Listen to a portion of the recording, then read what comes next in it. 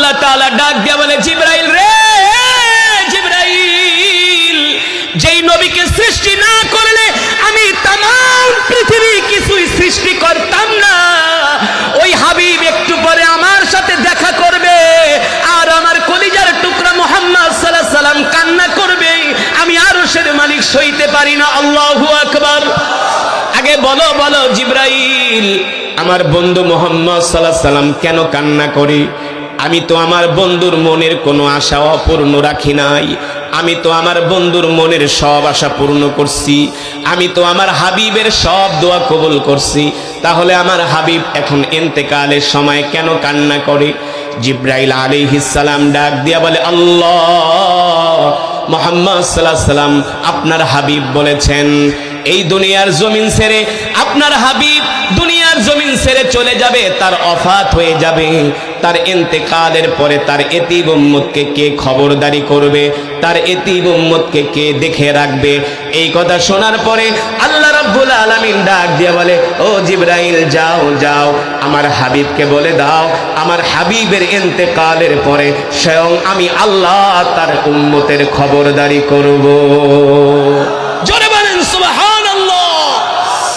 আল্লাহর পয়গম্বর বিশ্ব নবী রাহমাতুল লিল আলামিন বলে, উম্মত আমি নবী তোমাদেরকে কতটা ভালোবাসি, মেরাজে যায় আমি নবী তোমাদেরকে ভুলি নাই, মৃত্যুর সময় আমি নবী তোমাদের আজরাইল ঘরের দরজার সামনে এসে বলেন, ইফতাহিল বাব, ঘরের দরজা খুলে দেন। হযরত ফাতেমা রাদিয়াল্লাহু তাআলা আনহা আল্লাহর নবীর পাশে বসে আছে। আল্লাহ নবী ডাক দিয়া বললেন, ফাতেমা যাও যাও যাও, ঘরের দরজাটা খুলে দাও। ঘরের দরজা খুলে দেওয়া হলো। মালাকুল মউত সালাম দিয়া আল্লাহ নবীর ঘরে প্রবেশ করলেন। সুবহানাল্লাহ বলেন। কে কে সালাম দিলেন? আজরাইল। কে? আজরাইল। আল্লাহ তাআলা নির্দেশ দিয়েছে, আজরাইল সাবধান, আগে যাবা আমার নবীকে সালাম দিবা, আমার নবীর থেকে অনুমতি নিবা। সুবহানাল্লাহ বলেন। মালাকুল মউত আসছে, আল্লাহ রাসূলের ঘরে ঢুকলেন আর ঢুকে বললেন, ওগো আল্লাহর পয়গম্বর রাহমাতুল লিল আলামিন, আমি মালাকুল মউত আজরাইল, আল্লাহ তাআলা আমাকে আপনার কাছে পাঠিয়েছেন আর আল্লাহ তাআলা তার পক্ষ থেকে আপনাকে সালাম দিয়েছেন। জোরে বলেন সুবহানাল্লাহ, আরো জোরে বলেন আল্লাহু আকবার। আজরাইল বলেন, ওগো আল্লাহর নবী, আল্লাহ তাআলা আপনাকে সালাম দিয়েছেন আর বলেছেন আমি আপনার জান কবজ করার জন্য আসছি, যদি অনুমতি দেন আপনার জান কবজ করব, আর যদি অনুমতি না দেন আমি মালাকুল মউত খালি হাতে ফিরে যাব। তবে শোনেন, আমি এমন একজন আজরাইল, এমন একজন ফেরেশতা, আজ পর্যন্ত কোন নবীর কাছে পর্যন্ত আমি অনুমতি চাই নাই, কোন রাজা বাদশার কাছে অনুমতি চাই নাই, একমাত্র আল্লাহর হাবিব মুহাম্মদ সাল্লাল্লাহু আলাইহি সাল্লামের কাছে অনুমতি প্রার্থনা করছি, যদি অনুমতি দেন আপনার জান কবজ করব, আর যদি অনুমতি না দেন খালি হাতে ফিরে যাব। এই কথা শোনার পরে আল্লাহর নবী রাহমাতুল লিল আলামিন বলে, আজরাইল শোনো শোনো, আমি আমার জান কবজ করার অনুমতি দিব, তবে আমার আল্লাহ তাআলার কাছে এখনো একটা কথা বাকি রয়ে গেছে। জোরে বলেন সুবহানাল্লাহ। আল্লাহ তাআলার কাছে এখনো আমার একটা কথা বলার বাকি রয়ে গেছে।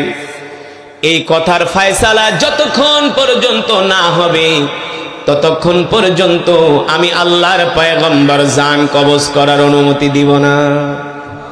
কিন্তু আজরাইলের তো আর ক্ষমতা নাই আল্লাহর নবীর কথাগুলো আল্লাহ তাআলার কাছে পৌঁছায় দেওয়ার জন্য। এই কথাগুলো পৌঁছায় দেন কে? জিবরাইল। কে? জিবরাইল। আল্লাহর নবী জিজ্ঞেস করলেন, মালাকুল মউত আইনা আখি জিবরাইল, আমার ভাই জিবরাইল কোথায়? আমার ভাই জিবরাইল কোথায়? মালাকুল মউত বললেন, হুয়া ফিস সামাইল উলা। জিবরাইল তো প্রথম আসমানে।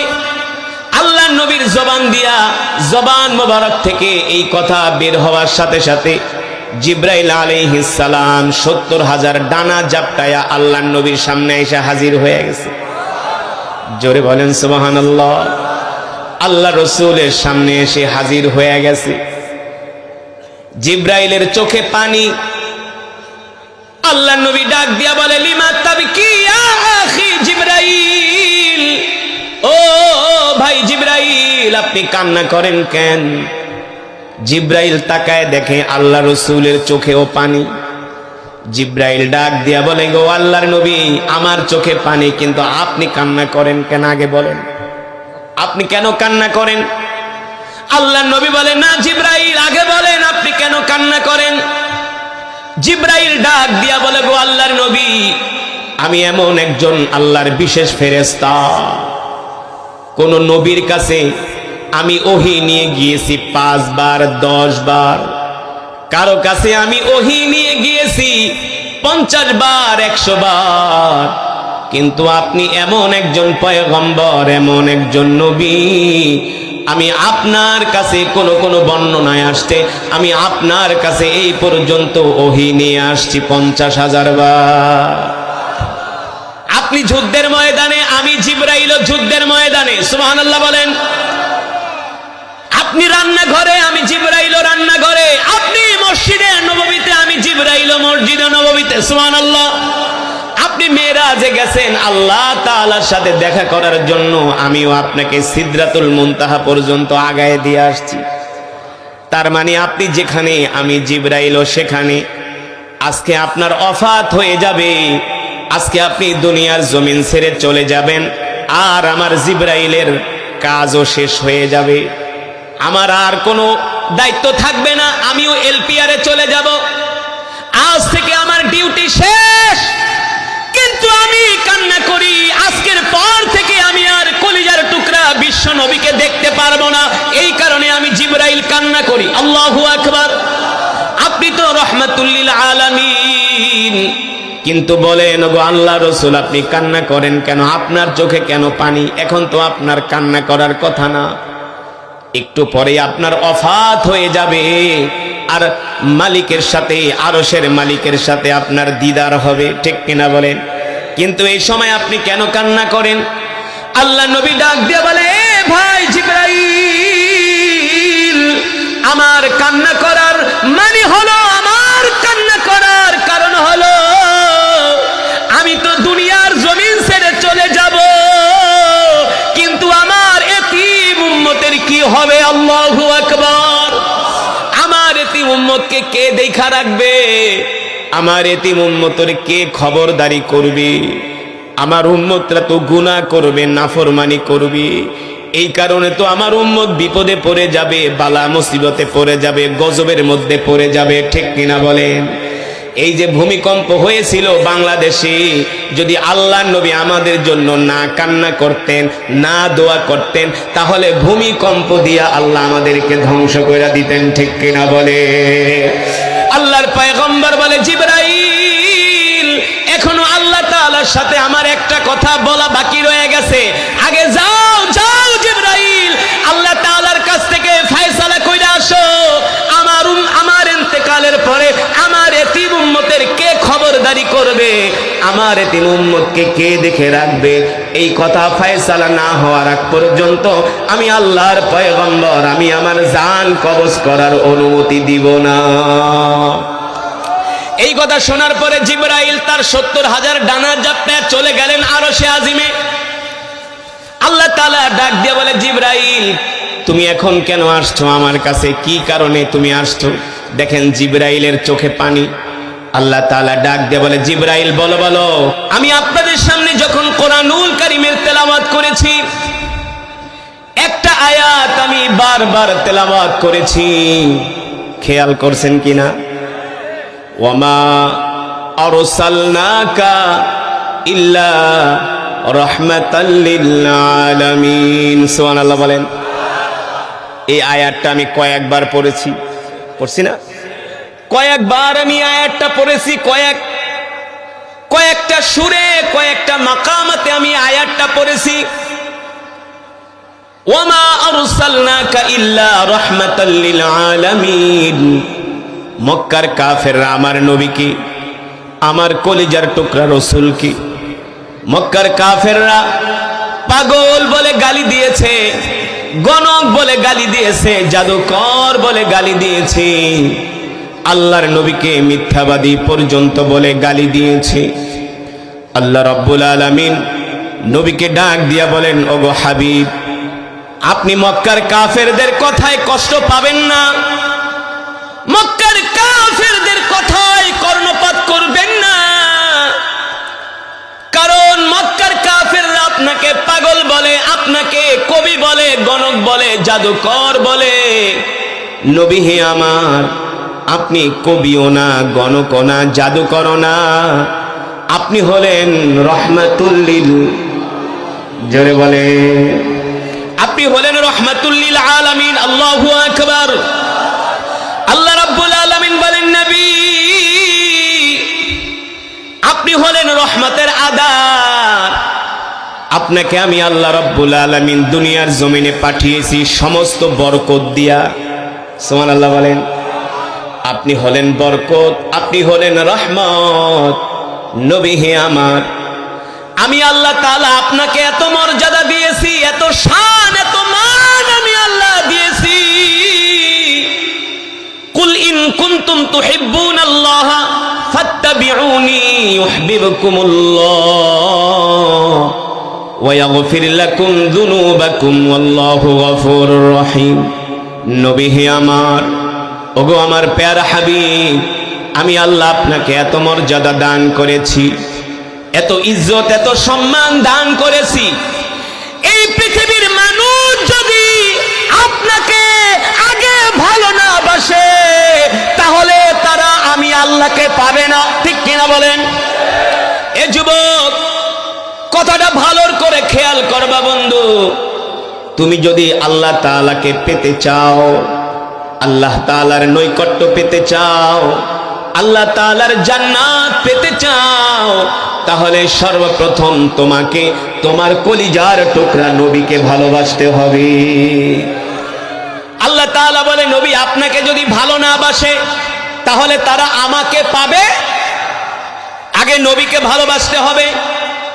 এখন তো আমরা আল্লাহর নবীকে মুখে মুখে ভালোবাসি, কিন্তু সাহাবায়ে কেরাম রিদওয়ানুল্লাহি তাআলা আলাইহিম আজমাইন আল্লাহর নবীকে সাহাবায়ে কেরাম জীবন দিয়া ভালোবাসছে।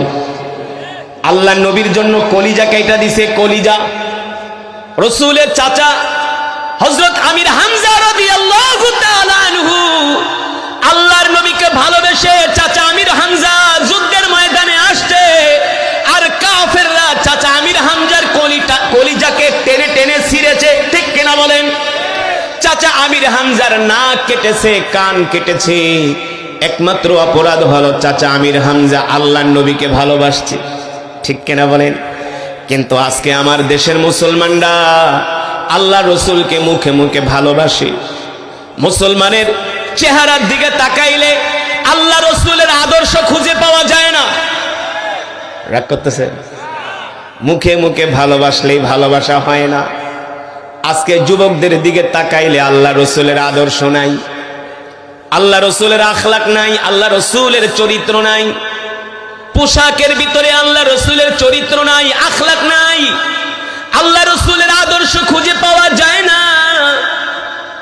আজকে তো মুসলমান বর্তমান পরিস্থিতিতে সমাজ ব্যবস্থায় এমনও মুসলমান আছে যারা দাঁড়ায়া দাঁড়ায়া পেশাব করে।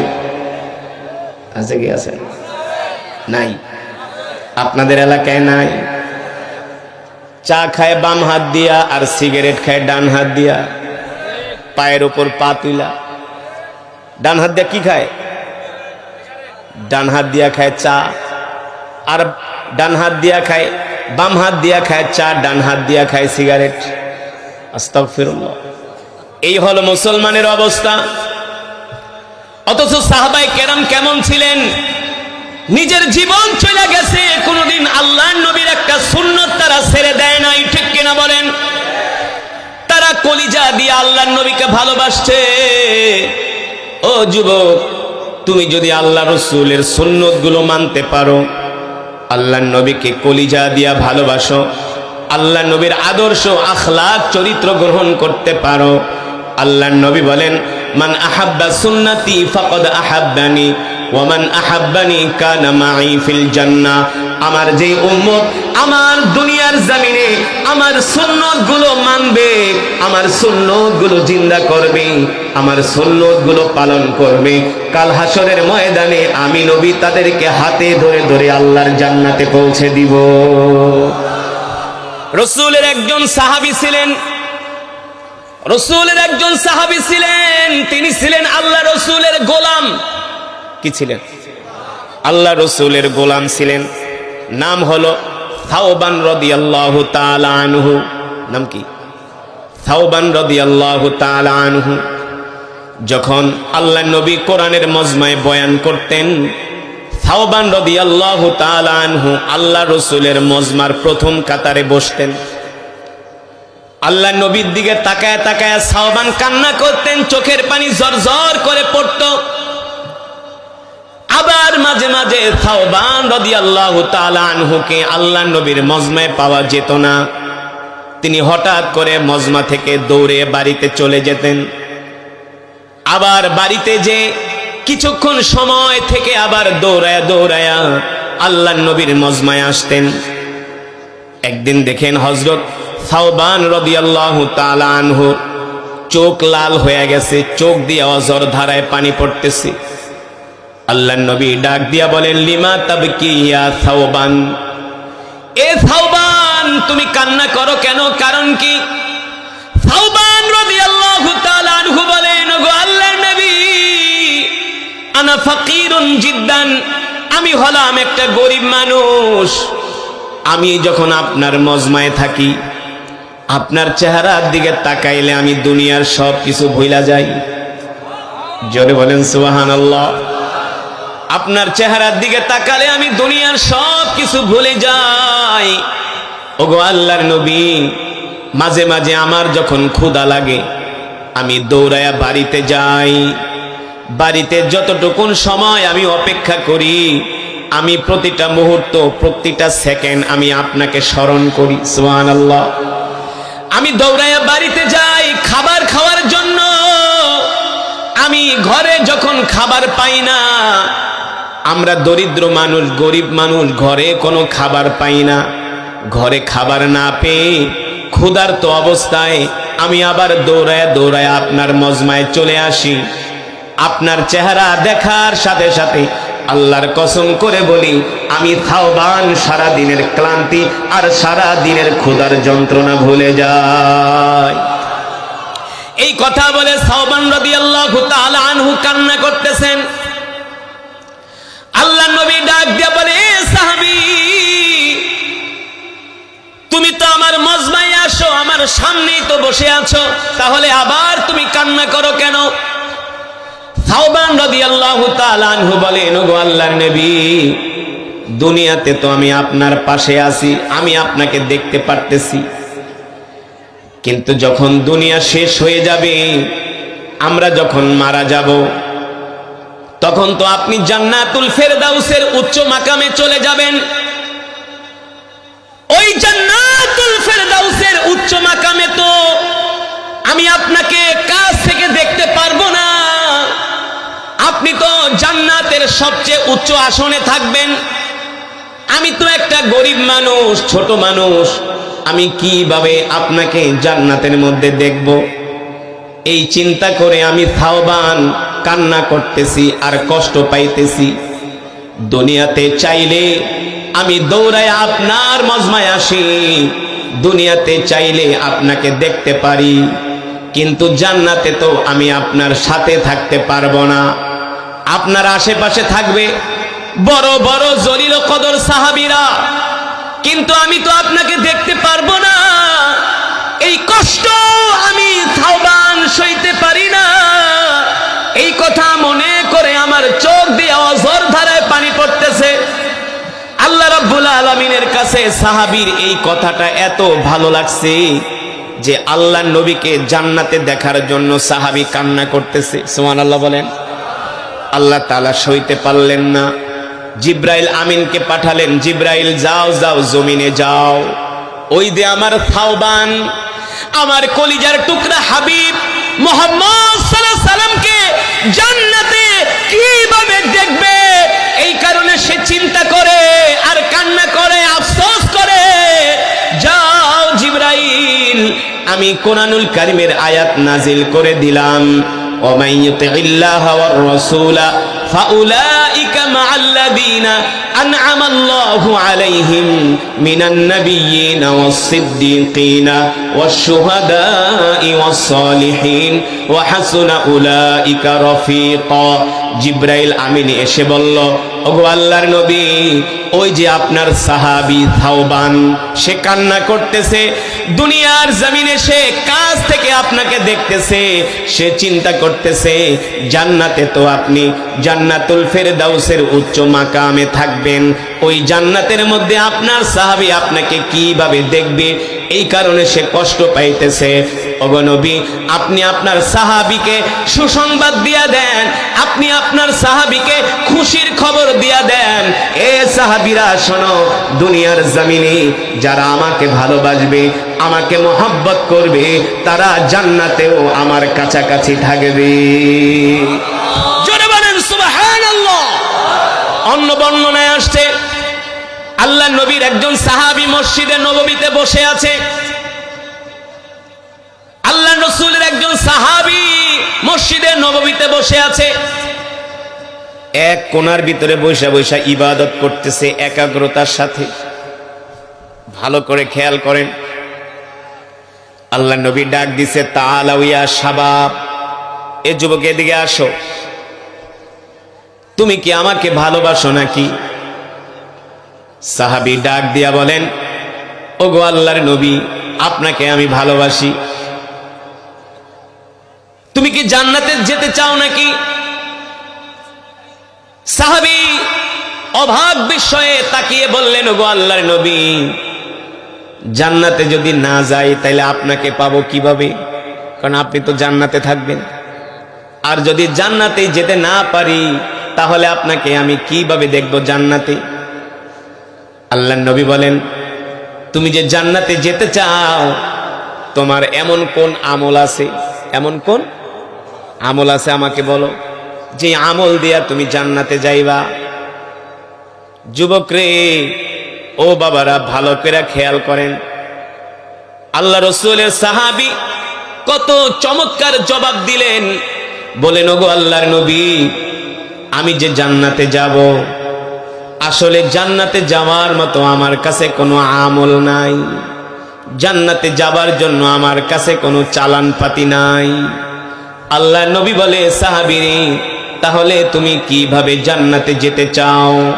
সাহাবী জবাব দিলেন, ফিদাকা আবি ওয়া উম্মি ইয়া রাসূলুল্লাহ, ওগো আল্লাহর নবী, আমি আমার জীবনের চাইতেও আমার কলিজার টুকরা নবীকে ভালোবাসি।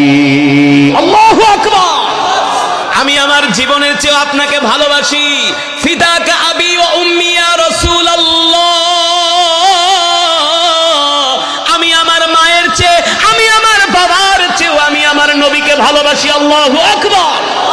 আল্লাহর নবী বলে, সাহাবী, তুমি যে আমাকে তোমার মায়ের চেয়ে ভালোবাসো, তোমার বাবার চেয়েও ভালোবাসো, তোমার জীবনের চেয়েও আমাকে ভালোবাসো, তুমি যে আমার সুন্নত মানো, আমার আদর্শ চরিত্র গ্রহণ করেছো, এই কারণে কাল হাসরের ময়দানে আল্লাহ তাআলা তোমার জন্য জান্নাতের দরজা খুলে রেখেছে। তার মানে আল্লাহ নবীকে ভালোবাসলে জান্নাত ওয়াজিব হয়ে যায়, ঠিক কিনা বলে? কিন্তু সেই ভালোবাসা হতে হবে রাসূলের সুন্নতের মাধ্যমে। রাসূলের সুন্নত মানবেন না, নামাজ একত্র পড়বেন না,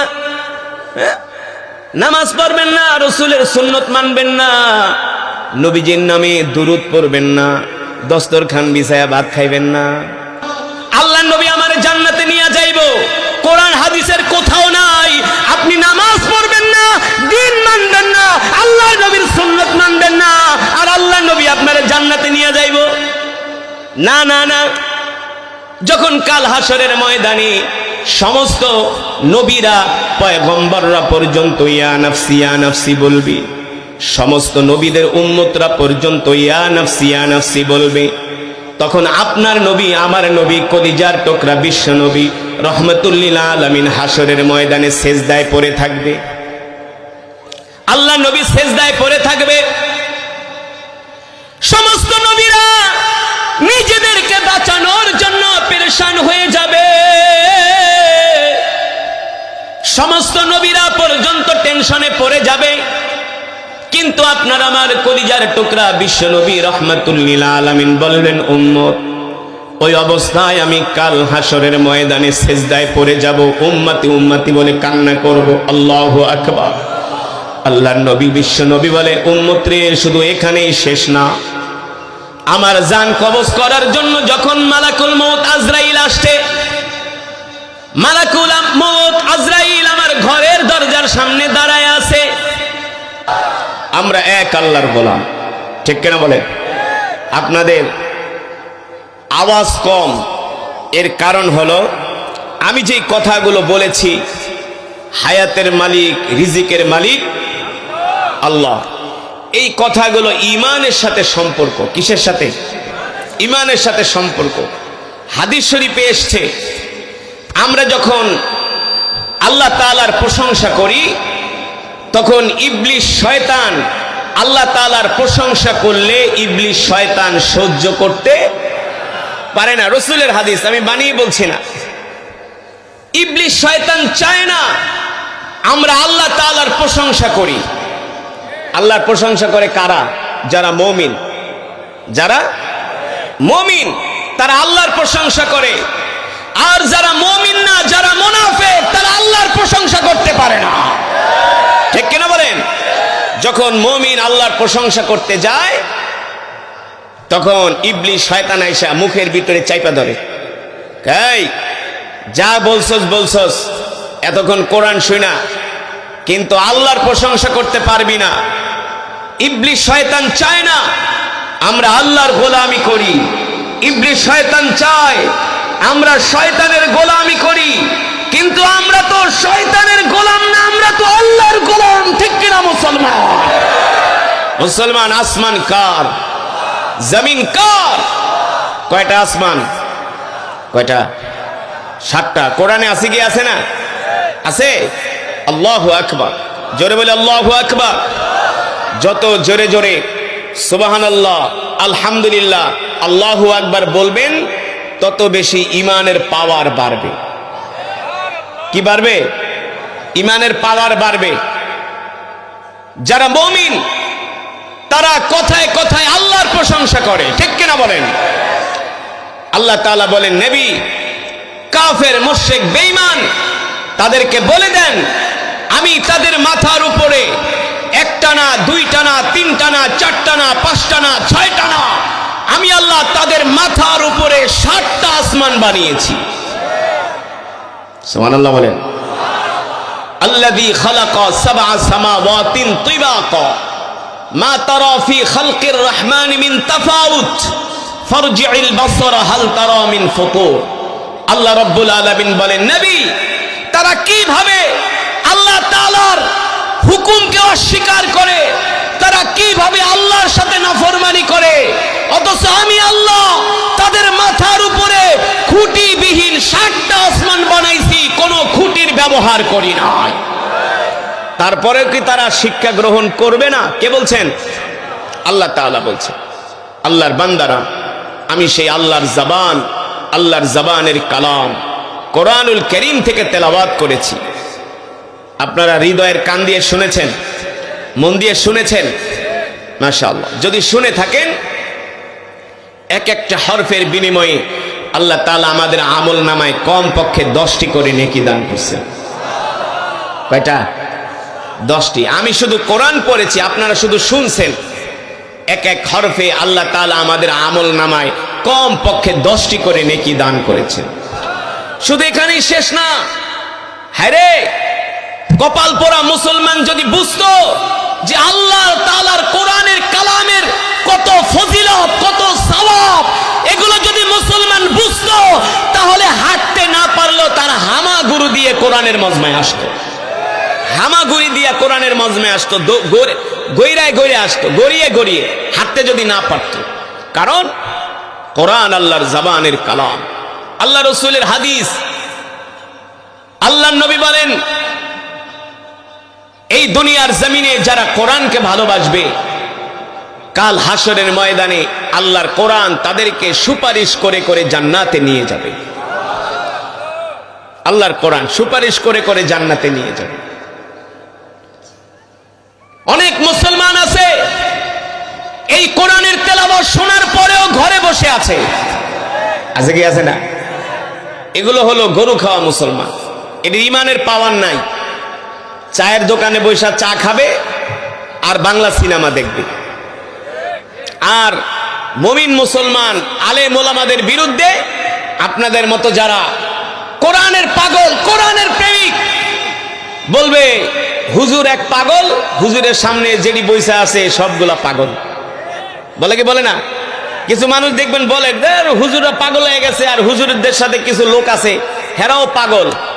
আমরা বলি তোমরা আমাদেরকে পাগল বলে বলো, পাগল বলে গালি দাও, পাগল বলতে পারো, আমাদের কিছু যায় আসে না। আমরা দুনিয়ার পাগল হতে চাই না, সম্পদের পাগল হতে চাই না, ক্ষমতার পাগল হতে চাই না, নারীর পাগল হতে চাই না, বাড়ির পাগল হতে চাই না, আমরা আল্লাহর পাগল হতে চাই। ঠিক কিনা মুসলমান? আমরা কার পাগল? কথা কয় না? কার পাগল? দুনিয়ার মানুষ আমাদের পাগল বলে বলুক, তাতে আমাদের কিছু যায় আসে? সাইয়েদনা আবু বকরকেও পাগল বলেছিল, আর আমার নবীকে তো মক্কার কাফেররা সবসময় পাগল বলতো ইয়া মুহাম্মদ আনতা মাজনুন, মুহাম্মদ তুমি পাগল হয়ে গেছো। বলেন নাউজুবিল্লাহ, আরো জোরে বলেন নাউজুবিল্লাহ। শুধু আল্লাহ রসুলকে মক্কার কাফেররা পাগল বলে গালি দেয় নাই, আল্লাহ রসুলকে তারা গণক বলে গালি দিয়েছে। বলেন নাউজুবিল্লাহ। আল্লাহ নবীকে তারা জাদুকর বলে গালি দিয়েছে, জাদুকর। এই যে আমি আপনাদের সামনে কোরআনুল হাকিমের তেলাওয়াত করলাম, আল্লাহ রসুল যখন কোরআন পড়তেন মক্কার কাফেররা বলতো ইয়া মুহাম্মদ আনতা শায়ের, মুহাম্মদ তুমি বানায় বানায় কবিতা বলো আর কোরআন বইলা চালায় দাও। নাউজুবিল্লাহ বলবেন না? অথচ মুসলমান, আমি আল্লাহ আপনার উপর কোরআন নাযিল করেছি, আর এই কোরআন হেফাজত করার দায়িত্ব আমি আল্লাহ আমার নিজ হাতে গ্রহণ করেছি।